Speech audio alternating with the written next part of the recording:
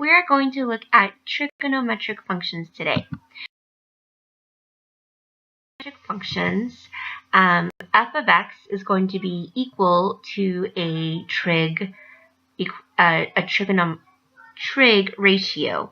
So, for example, we have f of x equals sine x, f of x equals cosine x, f of x equals tan x, and then you'll notice that the x is where the degree or the angle usually goes, and then our y or f of x is going to be equal to the ratio. So when we look at the graph of a trig function, you need to remember that a graph is the relationship between two numbers. So in a trig function, it's going to be the relationship between the angle and then the ratio. So f of x, or xy. And the x values are the angles, and the y values are the trig ratios of those angles. So they can be done in radians or degrees. So for the book, or for this book that we're using, BJU, we're going to be using radians for all of our graphs.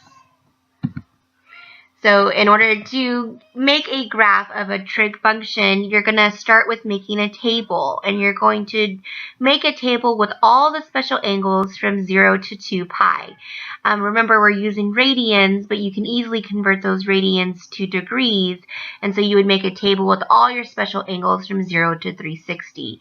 So remember, you're going to do 0 and 30 and 45 and 60 and then 90 and then so on for all 4 quadrants, all the way until you get to 360.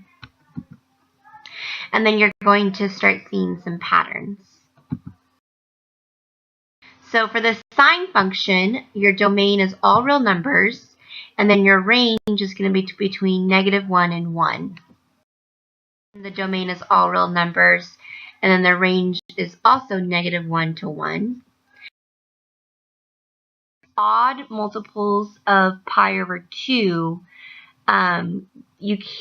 there will be asymptotes at those domain numbers. So pi over 2, you'll have an asymptote. And then the range is a little different from sine and cosine because your range is all real numbers. All right, that's all for trig functions.